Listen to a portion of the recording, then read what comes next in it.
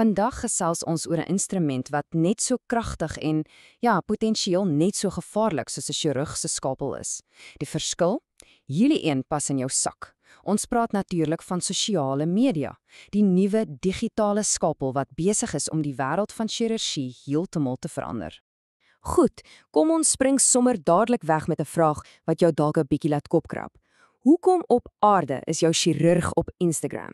Dit klink dalk vreemd, maar die kans is eintlik baie goed dat hulle iewers 'n aanlyn profiel het. Die groot vraag is, hoekom? Kom ons vind uit. Kyk, om te verstaan hoekom, moet ons eers sien hoe vinnig alles verander het. Hierdie data van die Pew Navorsingsentrum wys hoe sosiale media in die VSA die hoogte ingeskiet het. Van 'n skamele 5% van volwassenes in 2005 tot oor die 70% teen 2019. So, dis duidelik nie meer net 'n geer nie. Dis 'n fundamentale verskywing in hoe ons kommunikeer. En die mediese wêreld? Wel, hulle word saamgesleep of hulle nou gereed is of nie. So, as 'n chirurg hierdie nuwe digitale wêreld betree, wat se gereedskap is in hulle digitale gereedskapskis? Jy sien, elke platform is amper soos 'n gespesialiseerde instrument, elkeen gekies vir 'n baie spesifieke taak. Eerstens het ons Twitter. Dink hieraan soos 'n reuse, globale mediese konferensie wat 24/7 aan die gang is. Chirurge gebruik dit om nuwe navorsing blitsvinnig te deel, om met kollegas aan die ander kant van die wêreld te debatteer en om gesprekke by regte konferensies te volg deur net 'n hatchmark te gebruik. Dis vinnig, dis publiek en dis baie direk. Dan, natuurlik, is daar YouTube. En nee, dis lankal nie meer net vir oulike katvideo's nie. Dit het basies die moderne chirurgiese teater geword.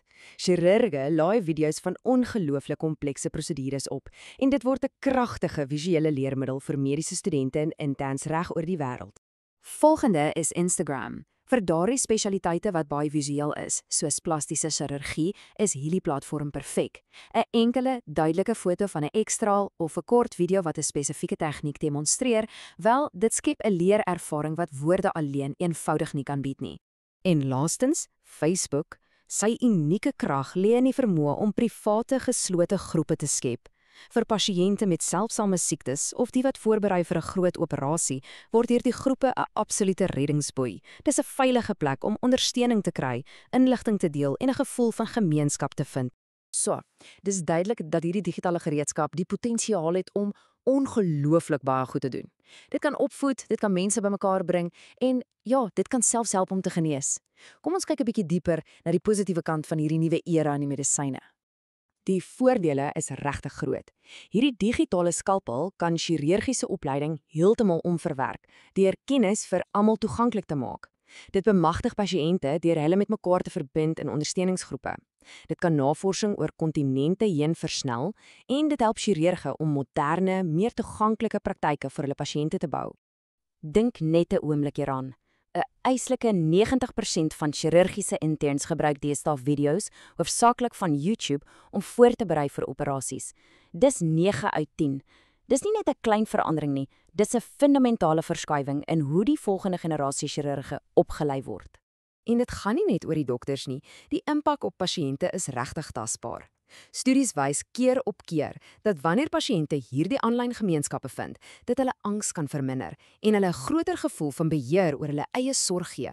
Dit maak 'n reuse verskil. Maar, en hier kom die groot maar, soos met enige skerp instrument, is daar ernstige risiko's.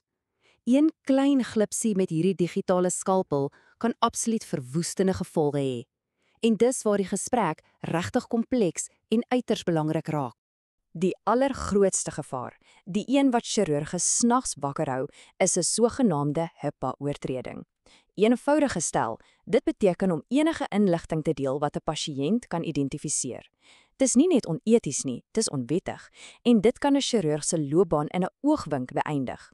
Punt. So ernstig is die probleem. Wel, hierdie syfer dis skokkend. Een studie het bevind dat 'n verstommende 86% van mediese interns erken het dat hulle al een of ander vorm van pasiëntinligting op sosiale media gedeel het. Dit wys net hoe maklik dit is om daardie lyn oor te steek, selfs per ongeluk. En buite die privaatheidskwessie is daar 'n enorme probleem van verkeerde inligting. Navorsing het gewys dat op 'n platform soos Twitter versprei vals nuus tot 10 keer vinniger en wyer as die waarheid. In die mediese wêreld kan daardie soort verkeerde inligting letterlik lewensgevaarlik wees. Kom ons kyk na 'n konkrete voorbeeld. 'n Ontlering van YouTube-video's oor die behandeling van spatare het iets verstommends gevind. Meer as 2/3 was bevooroordeel of sommer net advertensies. Nog 'n kwart was van swak gehalte. Dit beteken net 'n klein fraksie het eintlik neutrale, betroubare inligting gebied. En die risiko stop nie eers daar nie. Jy het ook die gevaar van skade aan jou professionele reputasie weens een onnadenkende plasing. Aanlyn aanvalle deur trolls, die moontlikheid dat werkgewers jou profiele nagaan en bevooroordeeld is, en selfs die verlies van intellektuele eiendom. Dis 'n mynveld daar buite. Okay, so met sulke hoë risiko's, hoe op aarde kan chirurge hierdie kragtige instrument veilig en effektief gebruik? Wel, dit verg 'n baie streng stel reëls, 'n soort digitale gedragskode. Dit kom eintlik neer op 'n paar baie basiese, maar kritiese reëls. Doen. Hou jou professionele en persoonlike lewens heeltemal apart aanlyn en weet altyd presies met wie jy praat. Moenie plaas ooit enige iets wat 'n pasiënt kan identifiseer nie. Moenie mediese advies aan vreemdelinge op die internet gee nie en moet beslis nie sosiale media gebruik om 'n potensiële werknemer na te gaan nie. Uiteindelik kan ons dit alles opsom in hierdie een goue reël. Die online ruimte is nie 'n informele speelplek nie.